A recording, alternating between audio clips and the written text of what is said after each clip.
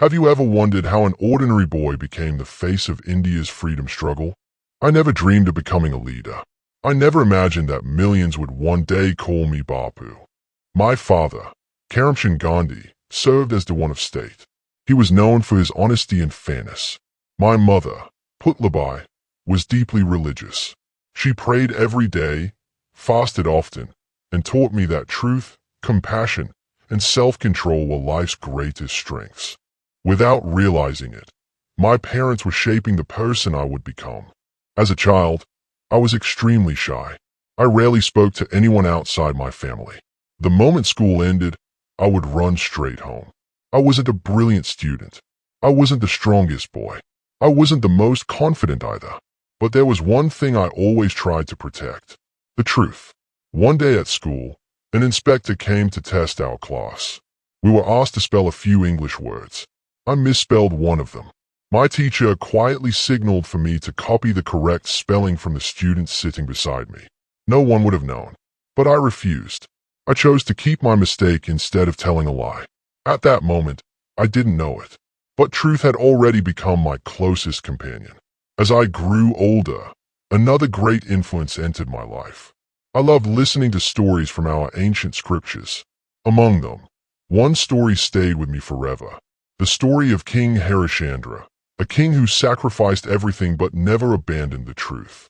After hearing his story, I asked myself, if one man could protect the truth at any cost, why couldn't I? That question stayed in my heart for the rest of my life. When I was just 13 years old, according to the customs of our time, I married Kasturba. We were both children, trying to understand life together. Looking back, I realize how young we were. Those experiences taught me responsibility long before I understood its meaning. As the years passed, I dreamed of becoming a lawyer. I wanted to study in England. Many people in my community opposed the idea of crossing the sea, but my mother trusted me. Before I left, she asked me to make 3 promises: never drink alcohol, never eat meat, never lose my moral values. I promised her that I never would. I had no idea that those promises would guide me through some of the greatest challenges of my life. Standing at the harbor, preparing to leave India for the very first time, I looked back at my homeland. I believed I was leaving only to become a successful lawyer. I had no idea that destiny was preparing me for something much greater. My next journey would take me across the seas to London, and from there, my life would never be the same again. When I left India in September 1888, I was only 18 years old. As the ship slowly sailed away from the shores of Bombay, I stood on the deck and watched my homeland disappear into the horizon. My heart was filled with excitement, but also with fear. It was my first time leaving home. My destination was London, where I would study law and become a barrister. Before leaving, I had made a solemn promise to my mother. I would never drink alcohol, I would never eat meat, and I would never abandon my values. Those promises became my guide in a foreign land. When I first arrived in London, everything felt unfamiliar. The streets were crowded. People dressed differently. The weather was cold and foggy. Even the food was unlike anything I had eaten before. Finding vegetarian meals was difficult. Many people laughed when I refused meat. They told me, "You cannot survive England without eating meat." But I remembered my promise. Some days I walked for hours searching for a vegetarian restaurant. Eventually, I found one. It wasn't just a place to eat. It reminded me that no matter where I lived, I could stay true to my principles. At first, I tried very hard to become an English gentleman. I bought expensive suits. I wore a hat. I carried a walking stick. I even took lessons in dancing, French, and public speaking. I believed that looking like an Englishman would help me fit in. But after a few months, I realized something important. Changing my clothes could never change who I was. I didn't need to become someone else. I only needed to become the best version of myself. From that day onward, I stopped pretending. I focused on my studies instead. Life in London taught me more than law. I met people from different countries and religions. I read the Bhagavad Gita with fresh eyes. I also studied the Bible, especially the Sermon on the Mount, and learned about other faiths. These books taught me that truth and compassion belong to all humanity, not to just one religion. The more I learned, the more I respected every belief. Years later, this understanding would help me unite people from many different backgrounds. After 3 years of hard work, I completed my law studies. In 1891, I became a barrister. I was proud. I believed my future was bright. I returned to India, carrying my law degree and many dreams. But reality was very different. I was nervous in court. I struggled to argue cases. Clients rarely came to me.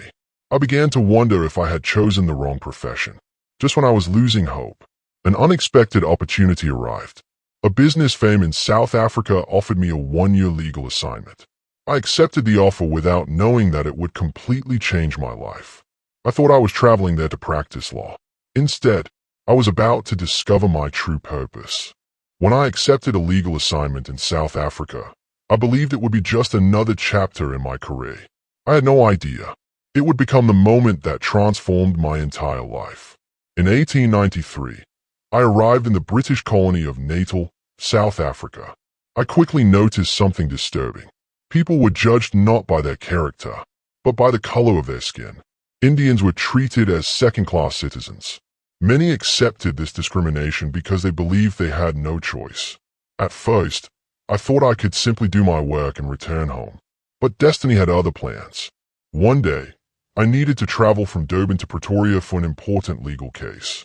My client had purchased a first-class train ticket for me. I boarded the train and took my seat. Everything seemed normal.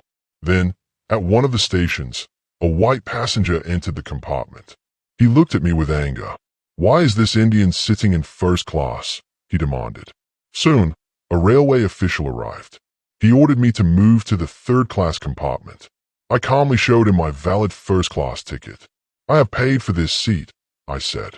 "But you are not allowed to travel here," he replied. I refused to leave. I had done nothing wrong. Within moments, another official arrived. Without listening to me, they grabbed my luggage and threw me off the train onto the platform at Pietermaritzburg station. It was a freezing winter night. I sat alone in the waiting room. My overcoat was in my luggage. The cold pierced my body, but the pain inside my heart was far greater. I had obeyed the law. I had bought a valid ticket. I had shown respect to everyone. Yet I was treated like I was less than a human being. For hours, I sat there asking myself one question. Should I return to India, or should I stay and fight this injustice? That night changed my life forever. I made a decision. I would not fight with violence. I would not fight with hatred. I would fight with truth. I would fight with courage. And above all, I would fight without raising a single weapon. The next morning, I continued my journey. But the humiliation did not end there. On another stage of my trip, I was forced to sit outside a stagecoach.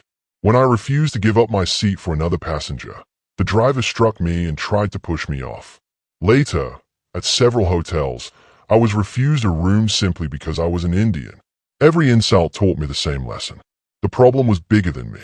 Thousands of Indians living in South Africa faced this kind of discrimination every single day. I realized I could no longer think only about my own career. I had a greater responsibility.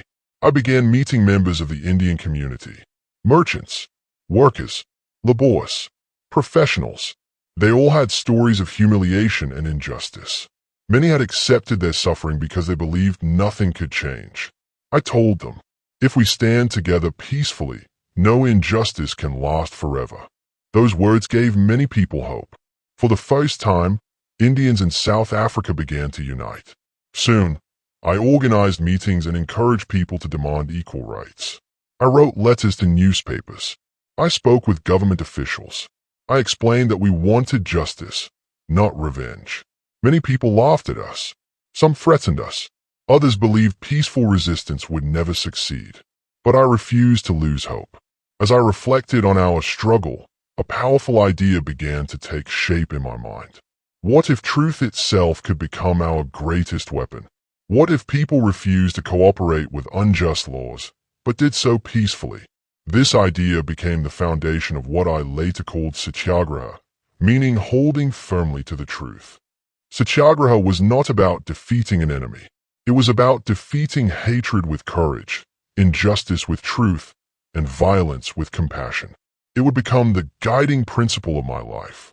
Little did I know, one day, this simple idea would inspire millions of people, not only in India, but around the world. My journey as a lawyer was ending. My journey as a leader had just begun. When I first arrived in South Africa, I came as a lawyer. But after experiencing injustice with my own eyes, I realized my purpose was much greater. I could no longer remain silent. Every day, I met Indians who were treated unfairly. Some were beaten. Some were denied basic rights. Many worked long hours for little pay. Others lived in constant fear of discrimination. The more I listened to their stories, the more determined I became. I told them, if we stay divided, we will remain weak. But if we stand together peacefully, no force can defeat us. Those words gave people hope. For the first time, Indians from different religions, languages, and backgrounds began to unite. In 1894, I helped establish the Natal Indian Congress. Its purpose was simple: to defend the rights of Indians through peaceful and lawful means. We wrote petitions. We met government officials. We published articles in newspapers. We explained that we were not asking for special treatment.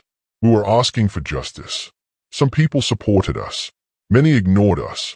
The government continued passing unfair laws. But we refused to give up. Then, in 1906, the South African government introduced a new law. Every Indian had to register with the authorities and carry a registration certificate at all times. If someone refused, they could be fined, imprisoned, or deported. To us, this law was humiliating. Thousands of Indians gathered in Johannesburg. That day, I asked everyone to take a solemn pledge. No matter what happened, we would never obey an unjust law, but we would also never use violence. The crowd raised their hands. They promised to stand together. That moment marked the beginning of our first great Satyagraha campaign. The government responded quickly. Many of us were arrested. I, too, was sent to prison. For the first time in my life, I wore the clothes of a prisoner. The prison cell was small. The food was poor. The work was hard. But I never regretted my decision. A prison cannot imprison the truth. Every day I reminded myself, if suffering can awaken justice, then suffering has meaning. After my release, the struggle continued. Many Indians publicly burned their registration certificates. The flames rose into the sky. Those papers represented faith. The fire represented freedom. The authorities were furious. More arrests followed. More beatings. More prison sentences. Yet something remarkable happened. Instead of becoming weaker, our movement became stronger. The world had begun to notice. Newspapers in Britain and other countries started reporting on our peaceful resistance. People who had never heard of us before were now asking, why are these people willing to suffer instead of fighting back? Our answer was simple: because hatred only creates more hatred. Only truth and courage can create lasting change. Years passed. The struggle was long and painful. Many families sacrificed everything. Some lost their jobs. Some lost their homes. Some spent years in prison. But no one lost hope. Finally, after years of peaceful resistance, the South African government agreed to important reforms. Several unjust laws were changed. It wasn't a complete victory, but it proved something the world had never seen before. Peaceful resistance could defeat injustice. After spending more than 20 years in South Africa, I looked back on the man who had arrived there as a young lawyer. He was gone. South Africa had transformed me. It taught me courage. It taught me patience. And it taught me that one person, standing for truth, can inspire thousands. In 1915, I prepared to return to my homeland. India was waiting. I thought I was going home. I did not yet know that my greatest struggle was still ahead. In January 1915, after more than 20 years in South Africa, I finally returned to India. As my ship approached Bombay, thousands of people gathered at the port to welcome me. Many had heard about my struggle against injustice in South Africa. Some already called me a hero. But deep inside, I did not feel like one. I believed I still had much to learn about my own country. Before leading India, I wanted to understand India. One of the wisest leaders of our time, Gopal Krishna Gokhale, gave me a simple piece of advice. He said, "Do not rush into politics. First, travel across India. Listen to the people. Learn how they live." His words stayed with me. Instead of giving speeches, I began a journey across the country. I traveled by train. I walked through villages. I met farmers, laborers, weavers, students, and ordinary families. What I saw broke my heart. Millions of people lived in poverty. Many had barely enough food to survive. Farmers worked from sunrise to sunset, but remained trapped in debt. Workers faced exploitation. Entire villages lacked schools and basic health care. I realized that India's greatest struggle was not only against British rule. It was also against poverty, inequality, and fear. During my travels, I changed the way I lived. I stopped wearing expensive Western suits. Instead, I chose to wear simple hand-spun cotton cloth. People often ask me why. My answer was simple. How can I wear costly clothes when millions of my countrymen cannot afford even one proper meal? From that day onward, simplicity became my way of life. I spun my own cloth using the chaka, the spinning wheel. For me, it represented self-reliance and dignity. Then, in 1917, I received a letter from a poor farmer named Raj Kumar Shukla. He begged me to visit a place called Champaran in Bihar. The farmers that were suffering under the Tinkathia system, which forced them to grow indigo for British landlords instead of food for their own families. I agreed to go. When I arrived in Champaran, I listened to the farmers. I visited their homes. I recorded their stories. The British authorities ordered me to leave the district immediately. I politely refused. I said, "I'm here to serve these people. I cannot leave until I understand their suffering." Soon, I was summoned to court. Thousands of farmers gathered outside the courthouse. Not with weapons, not with violence, but with faith. They stood quietly, waiting. For the first time in India, ordinary people had overcome their fear of authority. Seeing the public support, the government withdrew the case against me. It was a historic victory. After investigating the farmers' complaints, the British administration accepted many of our demands and improved their conditions. Champaran taught me something important. When people lose their fear, injustice begins to lose its power. Soon afterward, I joined other struggles, including the workers of Ahmedabad and the farmers of Kedah. Once again, we chose peaceful resistance over violence. Once again, ordinary people discovered their own strength. Every victory strengthened the belief that India could one day become free. As I traveled across the country, more and more people began calling me Bapu, meaning father. I accepted the name with humility. I knew I was not leading the people. The people were leading me. They were teaching me what India truly needed. And I realized that the time had come to unite the nation in a much larger movement. A movement that would shake the foundations of the British Empire. After the success of Champaran, Ahmedabad, and Kedah, I realized something important.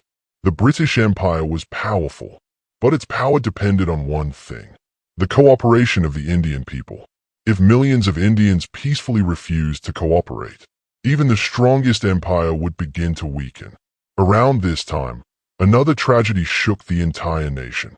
On the 13th of April, 1919, thousands of innocent men, women, and children gathered peacefully at Jallianwala Bagh in Amritsar. Without warning, British troops under General Reginald Dyer opened fire on the unarmed crowd. The gates were closed. People had nowhere to escape. Hundreds were killed. Many more were wounded. When I heard the news, I was devastated. I realized that British rule had become cruel beyond imagination. But even then, I refused to answer violence with violence. Hatred would only create more hatred. India needed another path. In 1920, I called upon my fellow Indians to begin the non-cooperation movement. My message was simple. If a government becomes unjust, the people have the right to peacefully refuse to support it. I asked Indians to boycott British schools, British courts, British titles, British goods. Instead, I encouraged everyone to build a self-reliant India. The spinning wheel, or chaka, became the symbol of our movement. Every day, I spun cotton with my own hands. Many people wondered why. How could a simple spinning wheel challenge an empire? I told them, every thread we spin is a step toward freedom. Soon, millions of Indians began making and wearing khadi. Foreign cloth was publicly burned. Markets that once sold imported goods became quieter. For the first time, the British began to feel the economic power of ordinary people. The movement spread like wildfire. Students left government schools and joined national institutions. Lawyers gave up successful careers in British courts. Government employees resigned from their posts. Villages and cities alike united behind one dream: freedom. Wherever I traveled, I saw people walking beside me, not because I commanded them, but because they believed in the power of peaceful resistance. The British government became alarmed. Thousands of protesters were arrested. Meetings were banned. Leaders were imprisoned. Yet the movement continued to grow. It seemed that India was closer to freedom than ever before. Then something happened that broke my heart.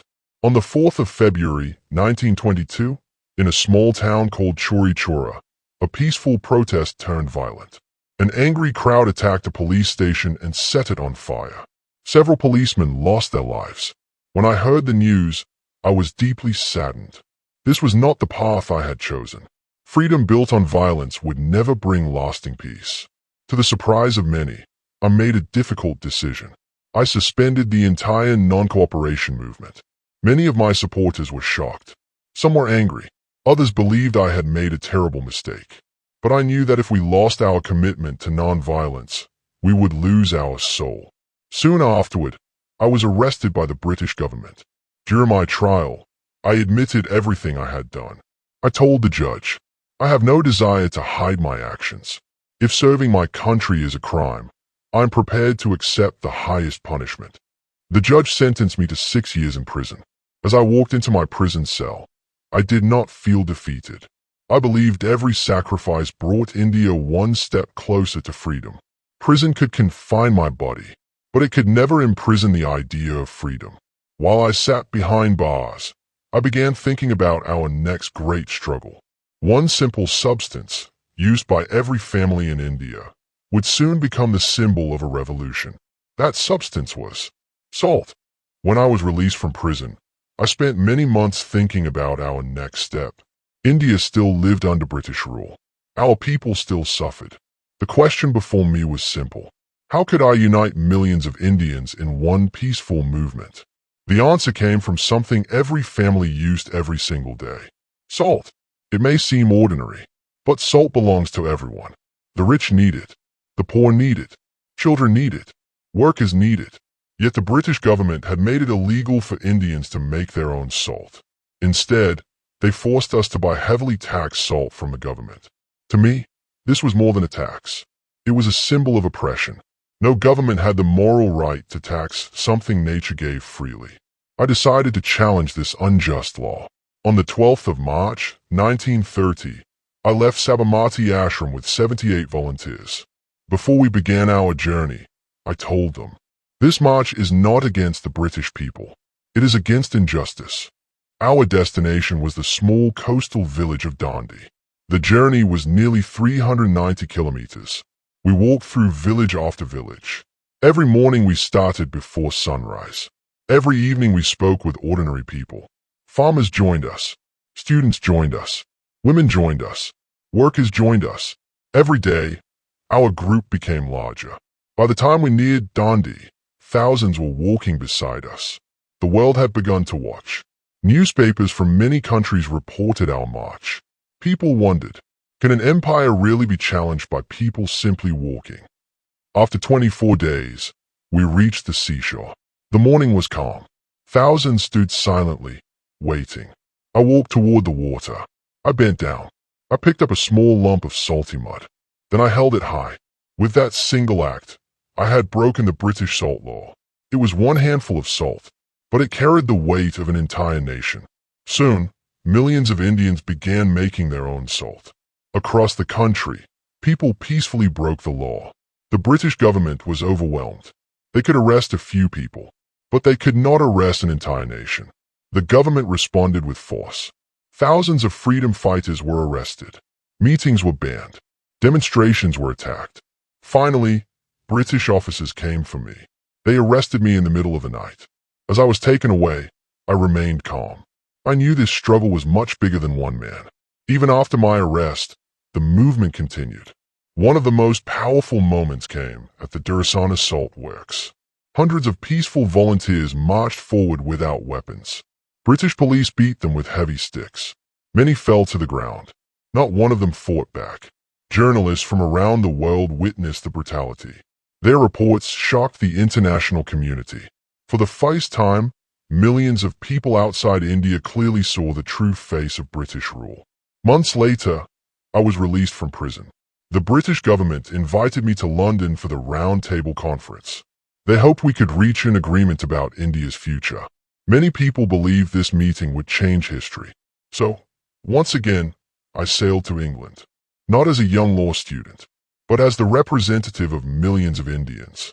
I carried no weapon, only the hopes of my people. But I soon realized, winning freedom at the negotiating table would be far more difficult than winning it on the streets. In 1931, I sailed to England once again. But this journey was very different from the one I had made as a young student many years earlier. Back then, I was an unknown law student. Now, I carried the hopes of millions of Indians. The British government had invited me to attend the second Round Table Conference in London to discuss India's future. Many believed this conference would finally bring India closer to independence. I prayed they were right.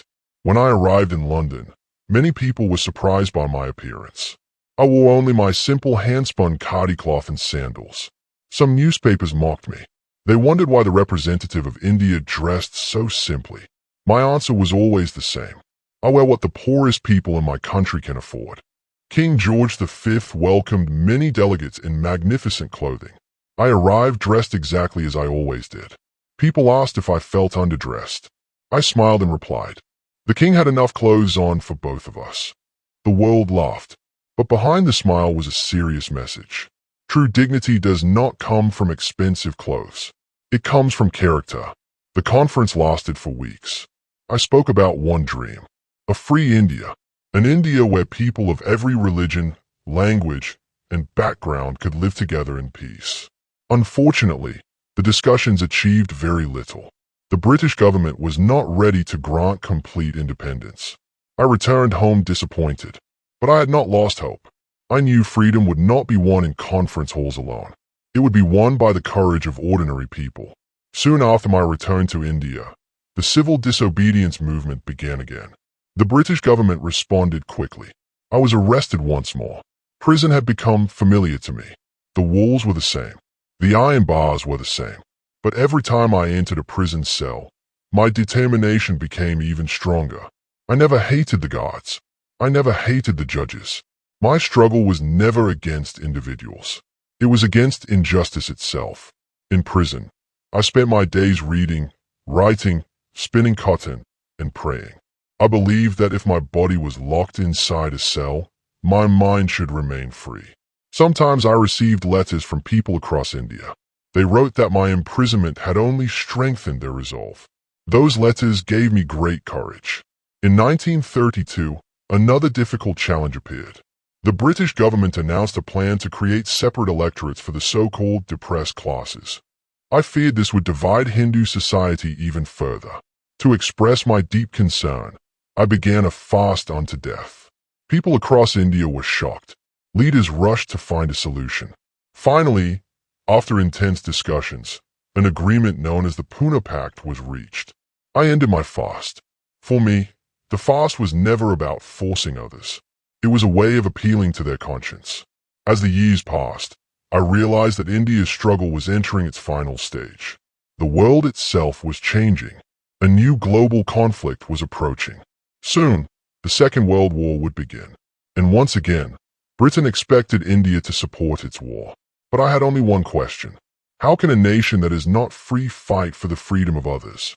That question would soon lead to the greatest movement of my life. A movement that would shake the British Empire to its very foundations. The world would remember it by just two words: quit India. By 1942, the world was in the middle of the Second World War. Britain was fighting for its survival. Without asking the people of India, the British government declared that India was also at war. Thousands of Indian soldiers were sent to fight. Yet India itself was still not free. I asked myself, how can a country that has denied its own freedom be expected to fight for the freedom of others? The answer was clear. The time had come for India's final struggle. On the 8th of August, 1942, thousands of people gathered at Gali Tank Maidan in Bombay. The atmosphere was unlike anything I had ever witnessed. Young people, women, workers, farmers, students, leaders from every corner of India had come together. Everyone knew that history was about to be made. As I stood before the crowd, I looked into the faces of my fellow Indians. I could see hope. I could see courage. And I could see determination. Then I spoke the words that would echo through history. Do or die. I said, we shall either free India, or we shall die in the attempt. We shall not live to see the perpetuation of our slavery. Those 4 words, do or die, became the heartbeat of India's freedom movement. The British government reacted immediately. Before sunrise the very next morning, police officers surrounded our homes. I was arrested. Along with me, Jawaharlal Nehru, Sardar Vallabhbhai Patel, Maulana Abul Kalam Azad, and many other leaders were also imprisoned. The British believed that by arresting us, they could stop the movement. But they were wrong. Without waiting for orders, ordinary Indians took the movement into their own hands. Across the country, people organized peaceful protests. Students left their classrooms. Workers went on strike. Villagers raised the Indian flag. The desire for freedom had become unstoppable. The British responded with force. Thousands were arrested. Many were beaten. Some even lost their lives. It was one of the darkest periods in India's struggle. As I sat inside prison, I worried constantly about my people. I prayed every day that they would remain committed to nonviolence. Freedom achieved through hatred would never be true freedom. During my imprisonment at the Aga Khan Palace, another great sorrow entered my life. On the 22nd of February, 1944, my beloved wife, Kasturba Gandhi, passed away after months of illness. She had stood beside me for more than 60 years. She had shared every struggle, every prison sentence, every sacrifice. Now, she was gone. Her death left a wound that words cannot describe. I prayed for strength, because I knew my work was not yet finished. A few months later, due to my failing health, the British government released me from prison. The war was coming to an end. Britain was exhausted. The demand for India's independence had become stronger than ever before. Even many British leaders now understood that they could no longer rule India against the will of its people. For the first time, freedom no longer seemed like a distant dream. It felt close, very close. But history had one final test waiting for us. India would become free. Yet that freedom would come with a heartbreaking price. For more than 30 years, I had walked, marched, fasted, prayed, and gone to prison for one dream. A free India.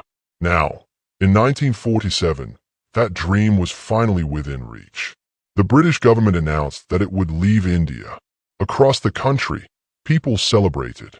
The day we had waited for generations was finally coming. But behind the celebrations, a storm was gathering. Differences between the Indian National Congress and the Muslim League had grown deeper over the years. Many leaders believed that the only solution was to divide the country into 2 nations, India and Pakistan. When I heard this, my heart became heavy. I had always believed that Hindus, Muslims, Sikhs, Christians, and people of every faith could live together as one family. I tried everything I could to prevent the division. I met leaders. I prayed. I appealed for unity. But history was moving in a direction I could not stop. The decision was made. India would be divided. Then came the violence. It spread like wildfire. Entire villages were attacked. Homes were burned. Families fled with nothing but the clothes they were wearing. Neighbors who had lived together peacefully for generations suddenly turned against one another. Thousands became hundreds of thousands, then millions. The suffering was beyond anything I had ever witnessed. Children were separated from their parents. Mothers searched endlessly for their sons and daughters. Refugees walked for days under the scorching sun, hoping to find safety. Everywhere I looked, there was pain. People often ask me, why didn't you celebrate India's independence? The answer is simple. How could I celebrate when my people were killing one another?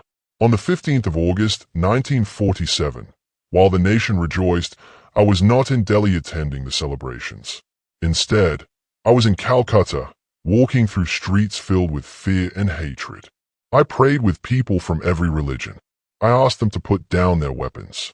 I reminded them that freedom had no meaning if it was built on bloodshed. The violence continued.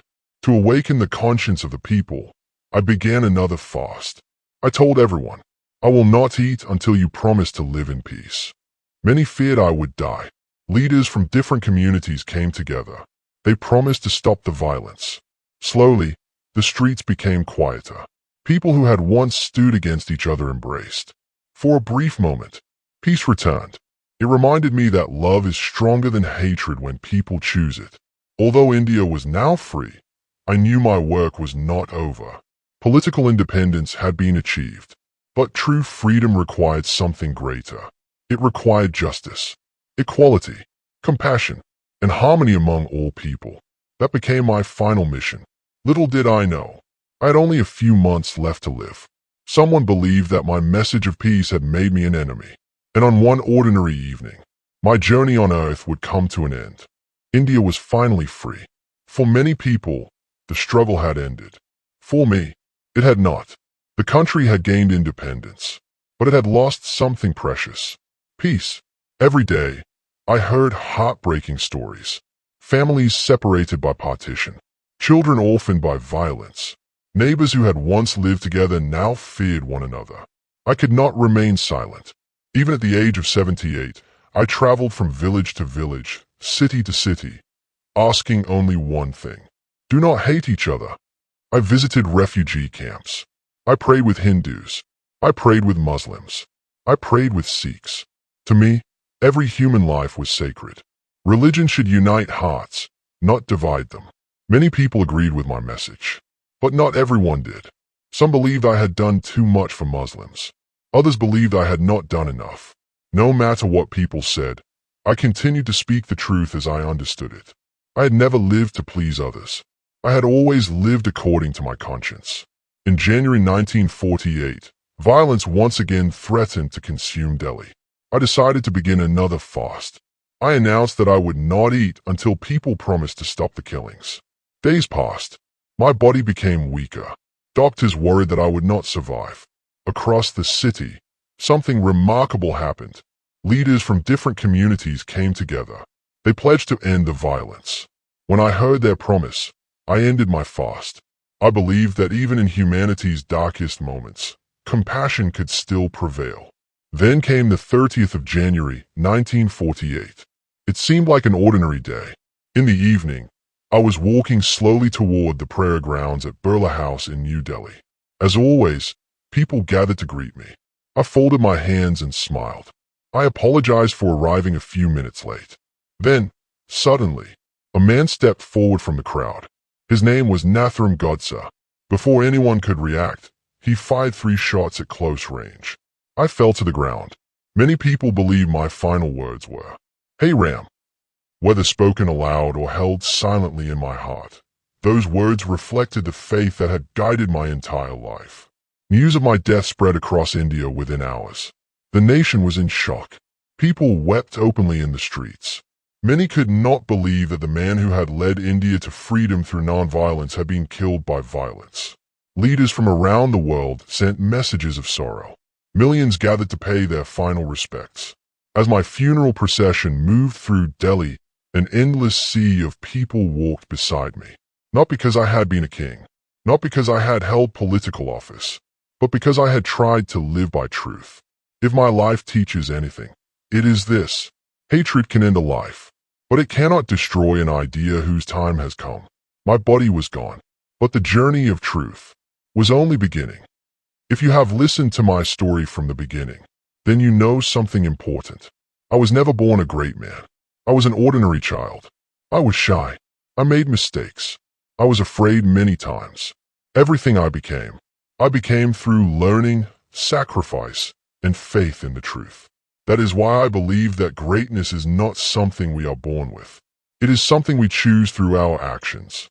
People often call me Mahatma, which means great soul. But I never called myself by that name. I simply considered myself a humble servant of the people.